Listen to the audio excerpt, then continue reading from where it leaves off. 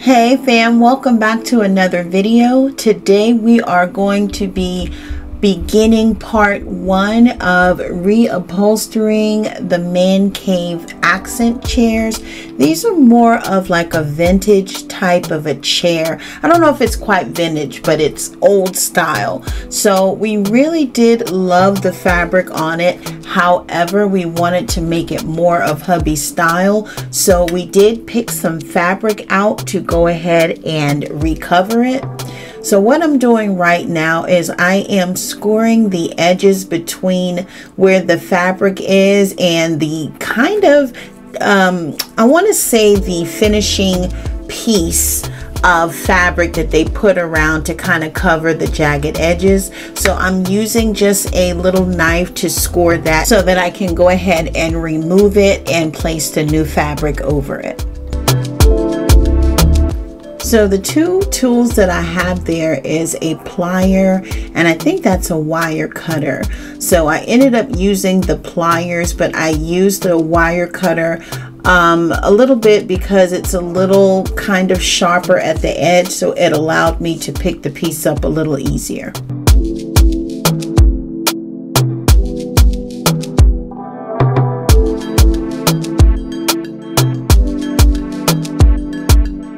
So as you can see, there are a lot of frayed edges. So I'm just going in with a scissor so that I can get that trimmed up and just make it a little bit neater. It's also going to help when I go to bond the fabric so that I don't have so many pieces of loose thread in the way of the adhesive.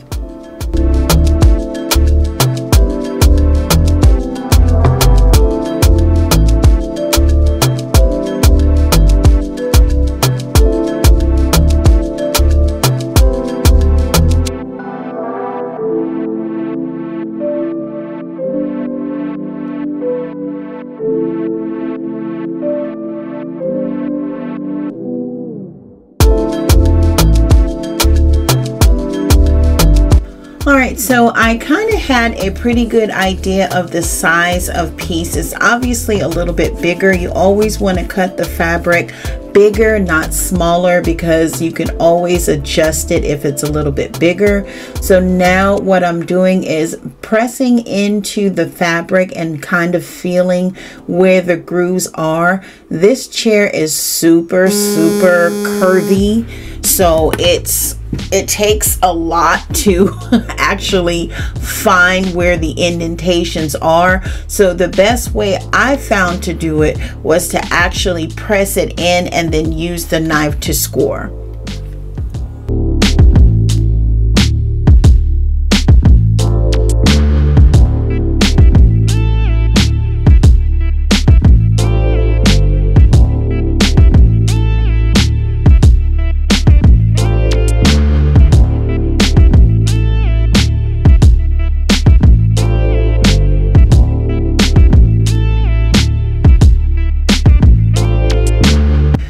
Alright, so obviously by the time you see this video, I will have already done the chairs. However, there's probably going to be some more things that I want to reupholster.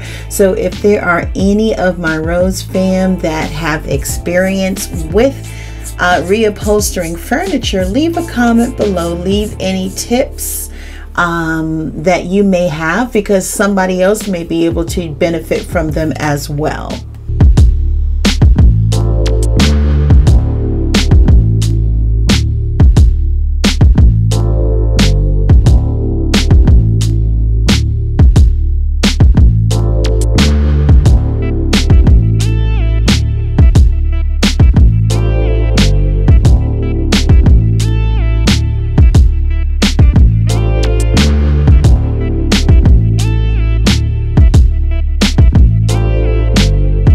So once I have the fabric cut, what I decided to do was just use some of these stick pins to kind of hold the fabric in place. You have to be really careful, because if the fabric moves, it will throw off your measurements. But with these things, you do have a little bit of gimme, because you can always put like a decorative trim around it if you have those type of indentations that I showed you, and that will definitely help cover up any of the imperfections.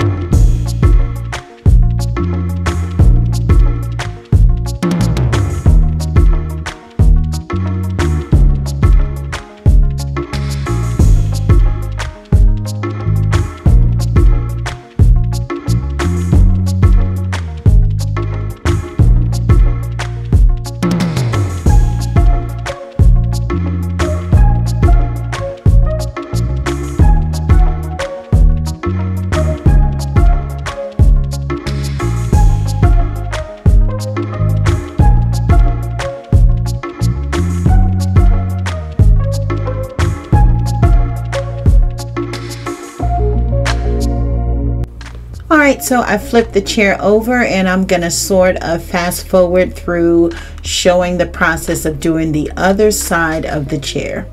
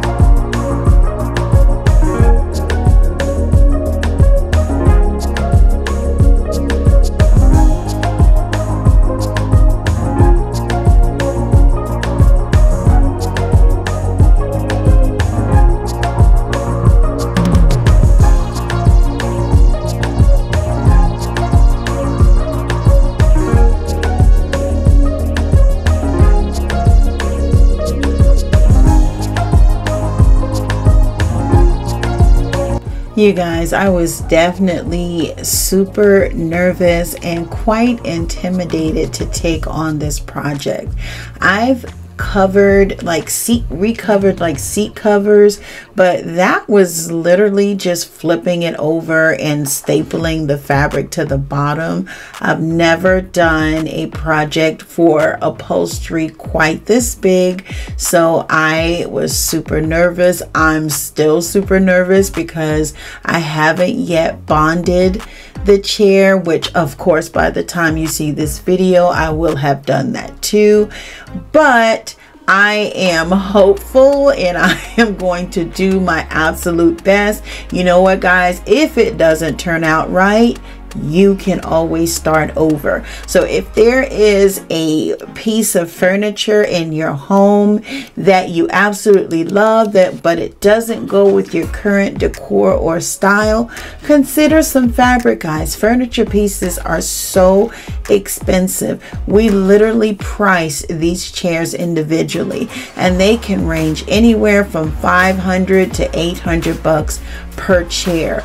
And by simply recovering it, you guys, we saved a ton of money. So if you find a piece of furniture that you like and love, consider changing it up with a little fabric.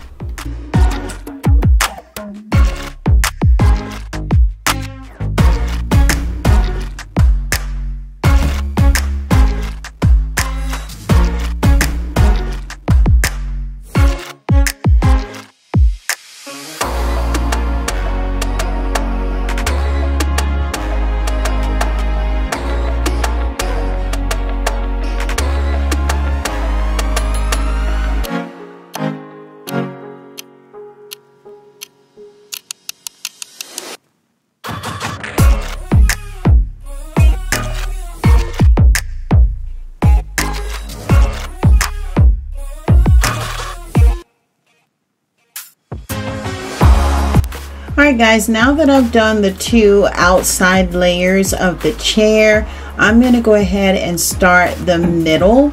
As you can see, it was a little harder to pull that off by my facial expressions.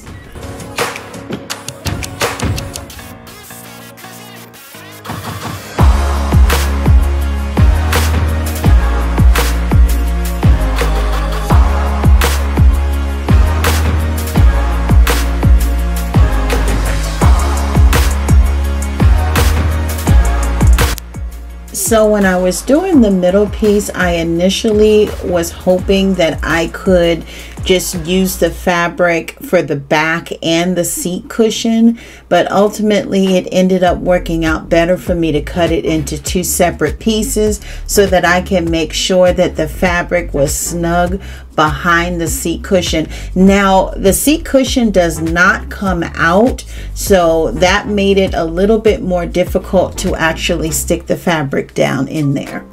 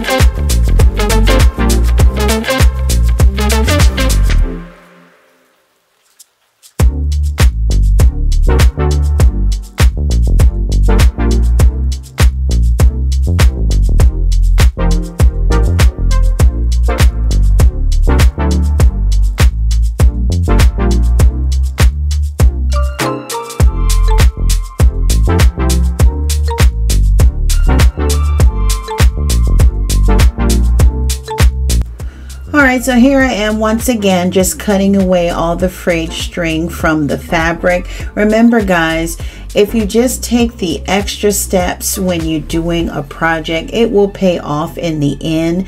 It may be tedious, it may be time consuming, but the more time you take paying attention to detail, the better your project will come out in the end.